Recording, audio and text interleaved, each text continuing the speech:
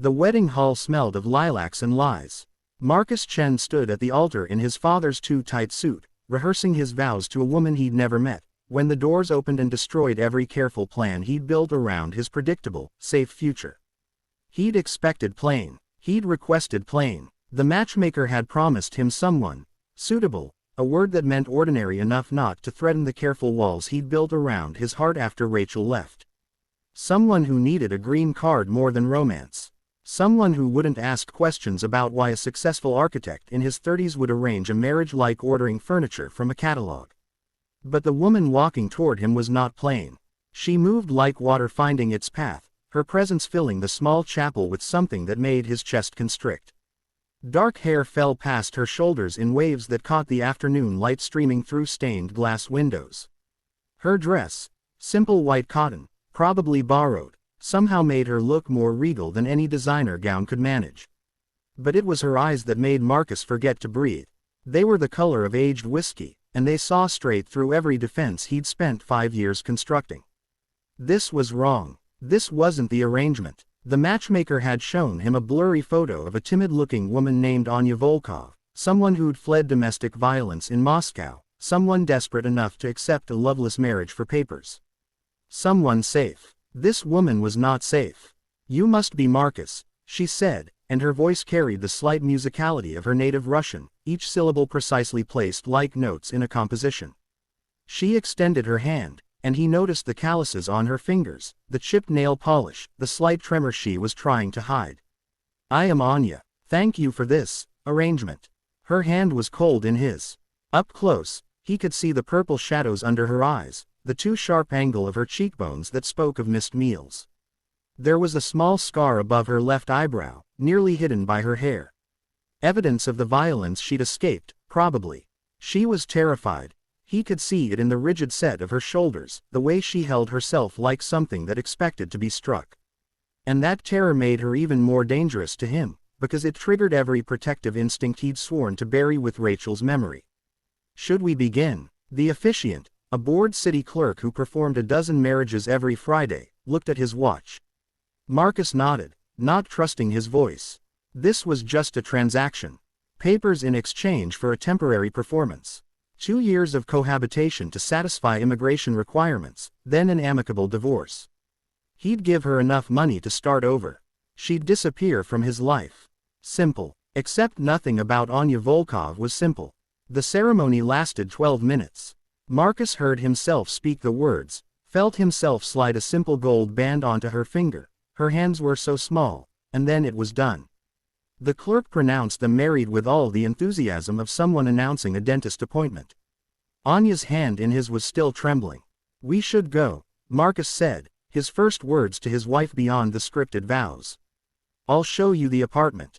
The drive to his Nob Hill apartment was silent. Anya sat with her single battered suitcase on her lap, staring out at San Francisco's steep streets with an expression Marcus couldn't read. Wonder, fear, regret. He gripped the steering wheel tighter and focused on traffic. His apartment was minimalist. All clean lines and neutral colors, more like a hotel than a home. Rachel had called it sterile once, during one of their fights. "You live like you're always ready to leave," she'd said. "Like you're afraid to take up space in your own life." She hadn't been wrong. "The guest room is down the hall," Marcus said, setting down Anya's suitcase.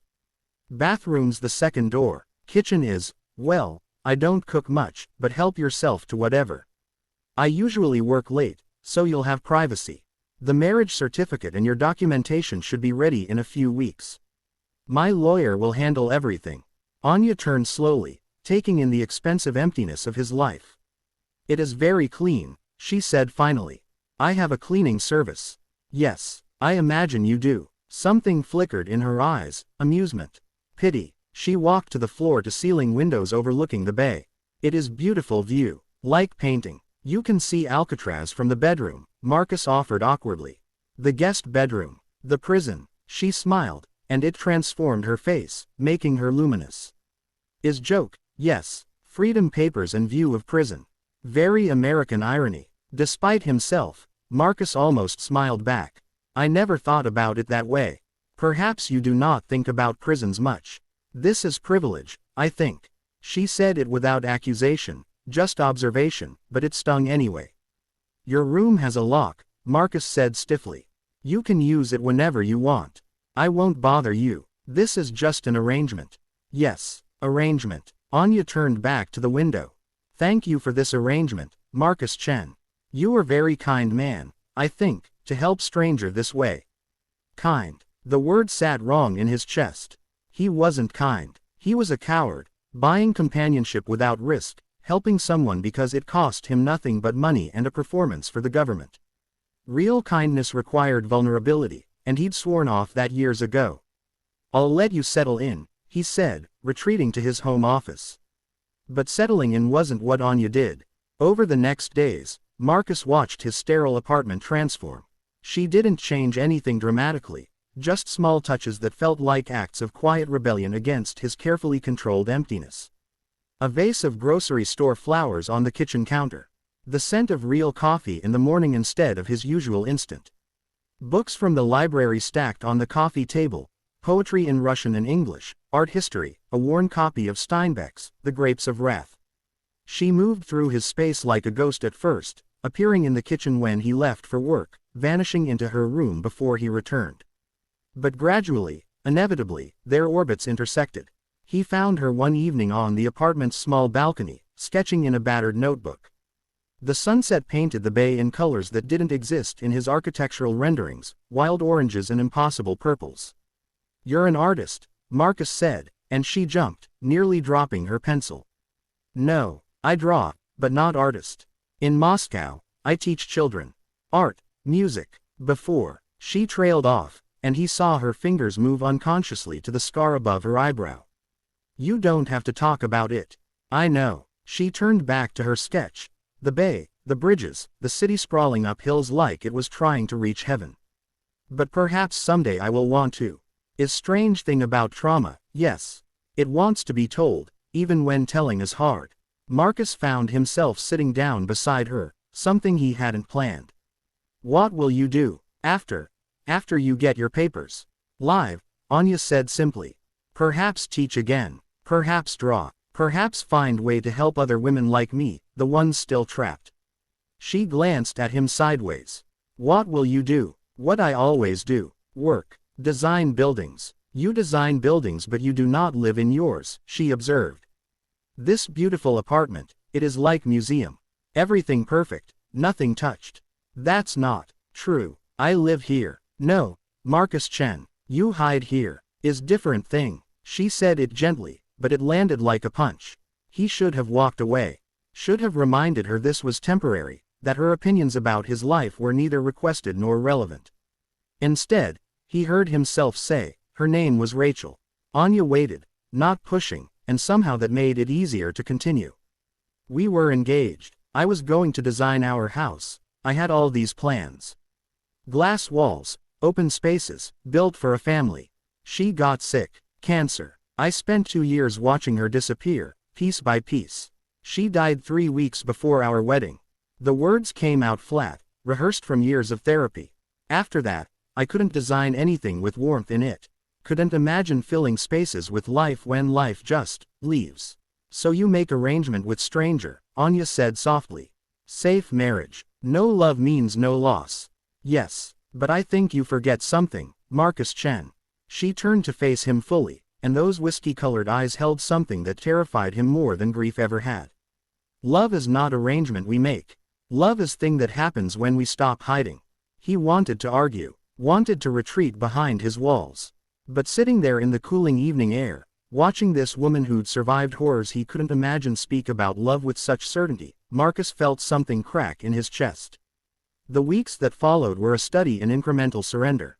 Anya began cooking. Simple Russian meals that filled the apartment with scents of dill and garlic and paprika. At first Marcus ate in his office, but gradually he found himself at the table, listening to her stories about her students in Moscow, her grandmother's village, the books she loved.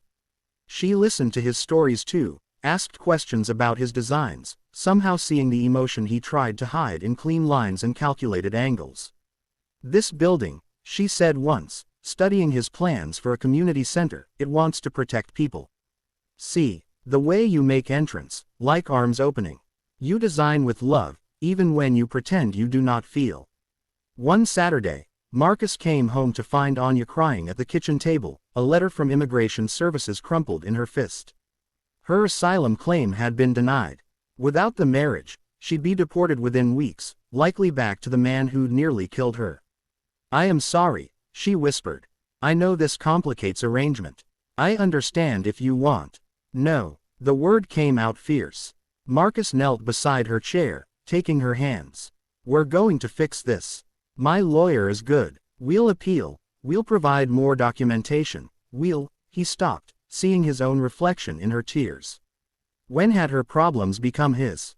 When had her pain started feeling like his own? That night, Marcus lay awake in his room, staring at the ceiling. Down the hall, he could hear Anya crying, trying to muffle the sound. Every protective instinct screamed at him to go to her, to offer comfort, to promise safety. But that would mean admitting what terrified him most. That somewhere between the wedding and now, between the flowers on the counter and the shared meals and the sketches of his city through her eyes, the arrangement had become real. He was falling in love with his wife. And love meant vulnerability. Love meant risk. Love meant the possibility of loss, and he'd sworn never to survive that again. But in the morning, when Anya emerged from her room with red-rimmed eyes and attempted a brave smile, Marcus found himself saying, I'm taking the day off. Let's go somewhere. They drove to Point Reyes, hiked to a beach where elephant seals basked on rocks and the Pacific stretched endless and wild. Anya stood at the water's edge, wind whipping her hair, and slowly spread her arms like she was embracing the horizon. In Russia, I dream about ocean, she said when Marcus joined her. I dream about space so big nobody can trap you in it. You're going to stay, Marcus promised. We'll fight this, together. Why? She turned to him, and he saw she already knew the answer. Arrangement is over if I am deported. You fulfill your part. You owe me nothing more. Maybe I owe myself something more. The words felt like stepping off a cliff. Maybe I'm tired of hiding. Maybe I want this marriage to be real. Anya's eyes widened. Marcus, you do not have to. I'm not saying this for you, he interrupted. I'm saying it for me. Because somewhere between viewing you as a transaction and now, I started viewing you as home. And I'm terrified, Anya. I'm so damn terrified of losing someone again that I can barely breathe thinking about it. But I'm more terrified of never having tried. She reached up, her calloused fingers gentle against his face. You think love is thing that hurts you. But love is also thing that heals. My grandmother, she say, heart that never breaks is heart that never opens. You have been closed so long, Marcus Chen. I know. He covered her hand with his. But I think you've been opening me. Carefully. Like you knew I was afraid. I know afraid, Anya whispered. I am afraid every day. Afraid of going back. Afraid of staying. Afraid of hoping for real life. But then I think, what is point of surviving if I do not learn to live? They stood there while the waves crashed and the seals called. Two broken people who'd accidentally found each other while trying to avoid exactly this. Finally, Marcus leaned down and kissed her, tasting salt and tears and something that felt impossibly like future. We'll fight this together, he murmured against her lips. Real marriage, real life, no more arrangements. Anya smiled through her tears. You say this like a simple thing. It's not simple, it's terrifying. But I think, he pulled back to look at her, this woman who'd walked into his careful emptiness and filled it with color and warmth and stubborn, beautiful hope. I think you're worth being terrified for. They did fight. Marcus's lawyer worked magic, building a case that their marriage, though it began as arrangement, had evolved into genuine partnership. Friends gave statements. Photos documented their life together. The immigration hearing was brutal. Questions designed to trap them, to expose fraud. But when the judge asked Marcus why he'd married Anya, he answered with devastating honesty. I married her because I was afraid. Afraid of living, of feeling, of risking my heart again. I thought I could control it, keep it safe and temporary. But Anya didn't let me hide. She filled my empty apartment with life. She looked at my designs and saw the love I tried to bury. She survived horrors I can't imagine and still believed in hope. She taught me that being afraid of loss isn't the same as being smart about it, it's just another kind of prison. I married her as an arrangement, Your Honor. But I'm staying married to her because she made me remember how to be human. The judge granted Anya's petition. Outside the courthouse, they stood on the steps in the San Francisco sunshine, Anya clutching her approval notice with shaking hands. People streamed past them, everyone rushing somewhere important, and Marcus Chen held his wife and thought about all the buildings he'd designed to keep people safely separate, climate-controlled, protected from weather and chance and chaos. What a waste. What a beautiful, necessary waste. Take me home, Anya said, and he knew she meant the apartment they'd transformed together, the space that was no longer sterile but lived in. Full of her sketches and his blueprints, her Russian poetry and his architecture books, their shared dinners and morning coffee rituals and all the small, brave acts of building a life. We're already home, Marcus whispered. We've been home since you walked through those wedding doors and scared the hell out of me. Anya laughed, that luminous smile breaking across her face like sunrise. Good. Fear is how we know we are alive, yes. Fear means we have something worth losing. Then I'm terrified, Marcus admitted. Every single day. Good, she said again, and kissed him there on the courthouse steps while the city rushed around them. Two people who'd learned that sometimes the greatest courage isn't avoiding pain. It's choosing to love anyway, arrangement or not, scared or not, broken or not. Choosing each other, deliberately, daily, defiantly. Choosing to live like they meant it.